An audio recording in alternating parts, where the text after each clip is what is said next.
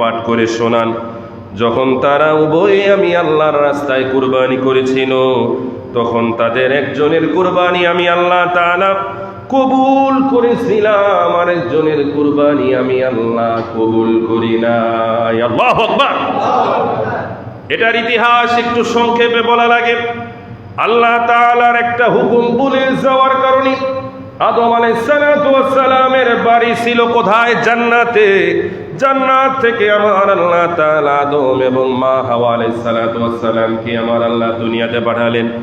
দুনিয়াতে পাঠানোর পরে দীর্ঘ সময় কান্নাকাটির পরে যখন তাদের সাক্ষাৎ হলো, তাদের সন্তান হলো, সর্বপ্রথম তাদের সন্তান হলো, ওই সন্তানের নাম হচ্ছে কাবিল, তথা একটা ছেলে একটা মেয়ে।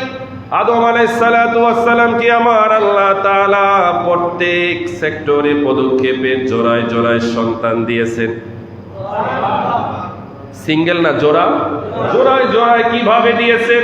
আল্লাহ একটা ছেলে দিয়েছেন, আবার ওই ছেলের সাথে আমার আল্লাহ একটা মেয়ে দিয়েছেন।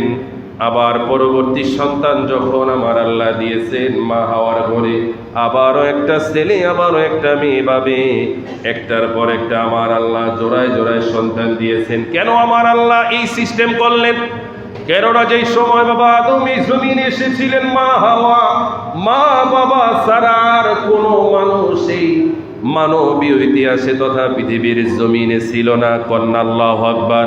আমার আল্লাহ তার ইবাদত বন্দেগী করার জন্য, জিকির করার জন্য আমার আল্লাহ মানব সভ্যতাকে প্রসারিত করার জন্য আল্লাহ এই সিস্টেম চালু করে দিলেন। এবার প্রশ্ন আসতে পারে, আমাদের নবীর শরীয়তে এক মায়ের গর্ভ থেকে 10-20 জন 30 জন হলেও তো তারা ভাই বোন, ভাই বোনের মধ্যে তো শরীয়তে কোনো বিবাহ জায়েজ নাই। কথা কি বুঝতেছে? ভাই বোনের মধ্যে শরীয়তে বিবাহ জায়েজ নেই। তাহলে আদম নবীর ক্ষেত্রে কেমন হলো?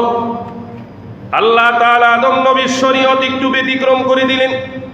আদম আলাইহিস সালামের শরীয়ত ছিল প্রথম করে যারা আগমন করবে তথা একসাথে যেই 2 জন সন্তান আসবে তারা হচ্ছে উভয় ভাই বোন, এই 2 জন বিবাহ হবে না। অপর যেই সন্তান ছেলে মেয়ে আসবে আড়াআড়ি ভাবে, প্রথম ঘরের ছেলে দ্বিতীয় যে আসবে ওই মেয়েকে বিবাহ করবে দ্বিতীয় ঘরের ছেলে, তথা দ্বিতীয়বার যে সন্তান প্রসব হয়েছে ওই ছেলে প্রথম প্রসবকারী মেয়েকে বিবাহ করবে। কন্যা সুবহানাল্লাহ। আদম নবীর যে সন্তান জমিনে আসলেন, একজন ছেলে একজন মেয়ে। ছেলের নাম রাখলেন কাবিল, মেয়ের নাম রাখলেন আকলিমা। আবারও পরবর্তীতে তিনি সন্তান জন্ম দিলেন, ওই সন্তানের নাম রাখলেন, ছেলের নাম হাবিল, মেয়ের নাম নিয়ে একটু ইখতিলাফ রয়েছে। সর্বসম্মতিক্রমে লাবি বাবা লাবুদা, এই লাবুদা আর হাবিল হচ্ছে 2 ভাই বোন, আর কাবিল আকলিমা হচ্ছে ভাই বোন। এবার উভয়ের উপরে হযরতে বাবা আদম আলাইহিস সালামের শরীয়ত অনুযায়ী উভয়কে বিবাহের জন্য যখন নির্দেশ দিলেন, আদম আলাইহিস সালাম বললেন, হাবিল তোমার জন্য আল্লাহ তাআলার পক্ষ থেকে আমি বাবা আদমের শরীয়ত অনুযায়ী আকলিমাকে সিলেক্ট করা হয়েছে, নির্ধারণ করা হয়েছে। বাবা কাবিল তোমার জন্য লাবুদাকে নির্ধারণ করা হয়েছে। তুলনামূলকভাবে কাবিলের সাথে যেই বোন একসাথে এসেছিলেন তিনি ছিলেন আকলিমা। আকলিমা ছিলেন পরমা সুন্দরী, যিনি পরবর্তী প্রসবকালীন লাবুদার চাইতে অনেক সুন্দরী, অনেক আকর্ষণীয়। কিন্তু কাবিল ছিল এমন সন্তান যে বাবার কথা শুনতো না, যাকে বলা হয় অবাধ্য সন্তান, কুসন্তান। এই সন্তান বাবার কথা শুনতো না, আল্লাহর হুকুম পালন করতো না।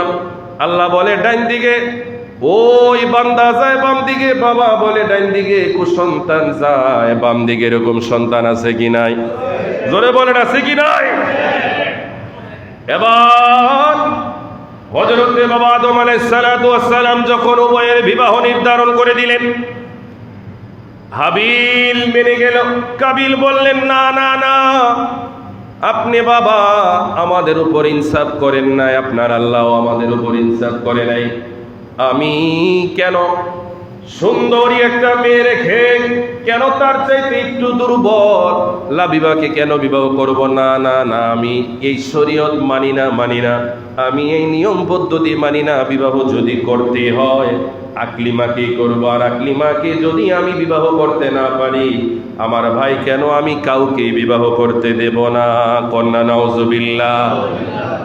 লম্বা আলোচনা সংক্ষেপে বলতে হয়, আদম আলাইহিস সালাতু ওয়াস সালাম বললেন, ঠিক আছে তোমরা আমার কথা মানো না, আল্লাহর পক্ষ থেকে ফয়সালা আসলে মানবি নি? হাবিল বললে অবশ্যই মানবো, কারণ হাবিল জানে আমার বাবা তিনিও নবী, আল্লাহ তাআলার একটা কথা হুকুম ছাড়া আমার বাবা কোনো কথা বলে না। কন্যা আল্লাহু আকবার। যদি আল্লাহর পক্ষ থেকে ফয়সালা আসে আমার বাবার পক্ষেই আসবে, কথা বলে ঠিক কিনা? এবার হযরতে বাবা আদম আলাইহিস সালাতু ওয়াস সালাম বললেন, আল্লাহর পক্ষ থেকে তোমাদের উভয়ের জন্য কুরবানি নির্ধারণ করে দেওয়া হয়েছে। কুরবানি কিভাবে হবে? কিতাবের মধ্যে পাওয়া যায় কাবিল ছিল চাষী, সে কিছু গম অথবা কিছু ভুট্টা তাকে নির্ধারণ করে দেওয়ার জন্য তাকে বলা হলো। হযরত আদম আলাইহিস সালাতু ওয়াস সালাম বললেন, তুমি যেহেতু খেতে খামারে কাজ করো, চাষ করো, তুমি কিছু ফসল সুন্দর করে এক জায়গায় উন্মুক্ত রাখবে, খোলা জায়গায়।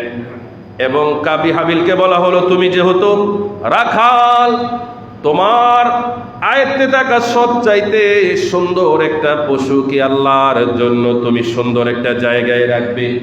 উভয়ের যখন তুমি ফসল রাখবে, তুমি পশু রাখবে।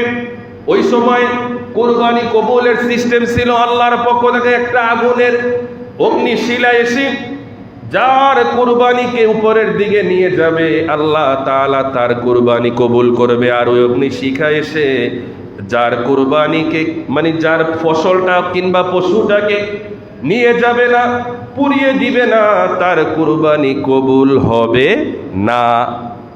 উভয়ে রাখলেন, কাবিল রাখলেন ফসল, হাবিল রাখলেন পশু। আল্লাহর পক্ষ থেকে অগ্নিশিখা আসলেন, আসার পক্ষ থেকে হাবিলের রাখা পশু আমার আল্লাহ তাআলা নিয়ে গেলেন, আর কাবিল একটা জায়গা মতো রইল। এবার কাবিল বললেন, এই নিয়মও আমি মানি না। হাবিল বললেন, তাহলে তুমি কি করবে? মহাগ্রন্থ আল কোরআনের সূরা মায়েদার 27 নম্বর আয়াতে রব্বুল আলামিন ওই যে কাবিলের কথা ভাইয়ের প্রতি এটাকে নোট করে দিলেন। আল্লাহ বললেন, ক্বালা লা আকতুলান্নাকা। কাবিল বললেন, হে হাবিলের বাচ্চা, তোর কারণে আমার কুরবানি হইল না, আকলিমারে বিবাহ হইল না।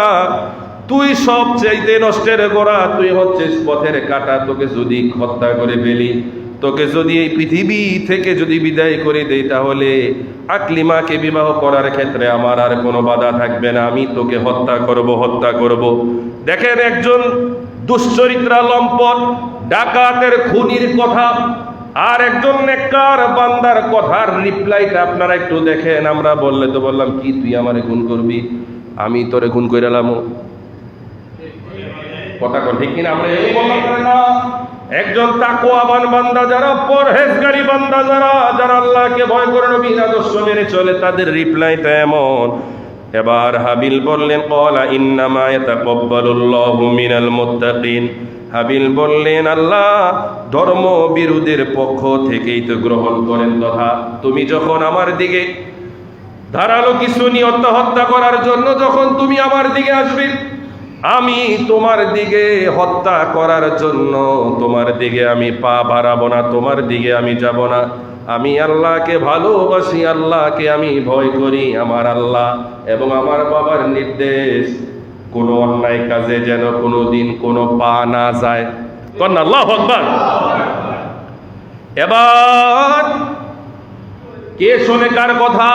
কাবিল। যখন তিনি তার বাগেও আকলিমা নাই, কুরবানি করলো, সেটাও হইল না। এবার তিনি হত্যা করার জন্য তিনি তার ভাইকে এবার পুরোপুরি একটা প্রস্তুতি নিয়ে নিলেন, হত্যা করে ফেললেন। ইখতিলাফে পাওয়া যায় ধারালো অস্ত্র দ্বারা, লোহা দ্বারা কিংবা বিশাল একটা পাথর দ্বারা তার উপরে আঘাত করলেন। কাবিল তো জোশে ভাইকে হত্যা করেছে, কিন্তু হত্যা হওয়ার পরে একজন মানুষ যে মারা যায় সে যে কথাবার্তা বলতে পারে না, সেটারও তার বোধশক্তি নাই, কারণ এর আগে সে জীবনও কোনোদিন হত্যা করে নাই, জীবনও কোনোদিন মৃত মানুষ দেখে নাই। কারণ আজ পৃথিবীর মধ্যে সবচেয়ে প্রথম যিনি নিহত হয়েছিলেন তিনি ছিল হাবিল, আর পৃথিবীর সবচাইতে বড় তথা প্রথম হত্যাকারী খুনি তিনি হচ্ছে কাবিল। কথা কোন ঠিক কিনা? তাদের আগে আর এরকম ইতিহাস নাই। কিতাবের মধ্যে পাওয়া যায় কাবিল হাবিলকে হত্যা করার পরে সেও পাগলের মতো অবস্থা।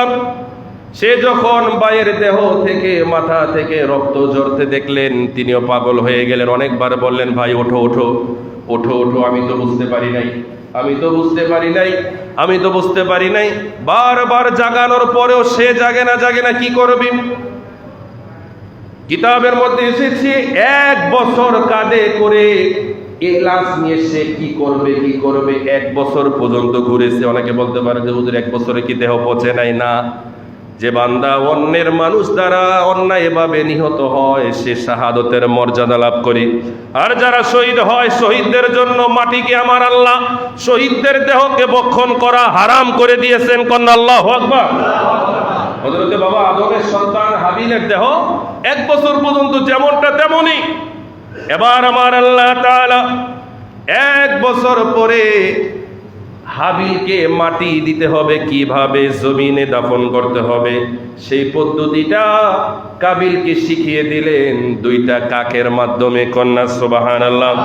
রব্বুল আলামিন বললেন, ফাবাআতাল্লাহু গুরাবান ইয়াবআসু ফিল আরদি লিউরিয়াহু কাইফা ইউআরি সাওআতা আখি। কন্যা সুবহানাল্লাহ। অতঃপর আল্লাহ তাআলা 2টা কাক জমিনে পাঠালেন। একটা কাক আরেকটা কাককে হত্যা করলো, এবং হত্যা করে ওই কাকটা যাকে হত্যা করলো তাকে জমিনের মধ্যে দাফন করার জন্য নিজের মুখ এবং পা দ্বারা জমিনকে তিনি খনন করতে লাগলেন। কিছু গর্ত হলো, করার পরে তিনি আস্তে আস্তে নিজের ঠোঁট দ্বারা পা দ্বারা ওই কাকটাকে ওই গর্তের মধ্যে ফেলে তার উপরে মাটি চাপা দিয়ে এই গোটা ঘটনাটাই আল্লাহ তাআলা ঘটালেন কাবিলকে কিভাবে জমিনে হাবিলকে মাটি দিতে হবে সেই শিক্ষা দেওয়ার জন্য। কন্যা সুবহানাল্লাহ। এবার যেই দৃশ্য তিনি দেখলেন তিনি বাস্তবায়ন করলেন। মাটি চাপা দেওয়া হলো হাবিলকে, মাটি চাপা দিয়ে সেও পাগলের মতো অবস্থা, সে তার জায়গা মতো ফিরে গেলেন। এবার হযরতে বাবা আদম আলাইহিস সালাতু ওয়াস সালাম তিনি খানায়ে কাবা নির্মাণের কাজে তিনি মক্কায় ছিলেন। তিনি যখন তার বাসস্থানে গেলেন তার মন যেন কেমন লাগলো, যখন হযরতে হাবিলকে যখন কাবিল যখন পাথর নিক্ষেপ করলেন তার দেহ থেকে যখন রক্ত বের হয়েছিল ওই সময় গোটা পৃথিবীটা কেমন জানি রক্তাক্ত হয়ে গিয়েছিল। হযরতে বাবা আদম নিজেই তিনি বুঝতে পেরেছিলেন নিশ্চয়ই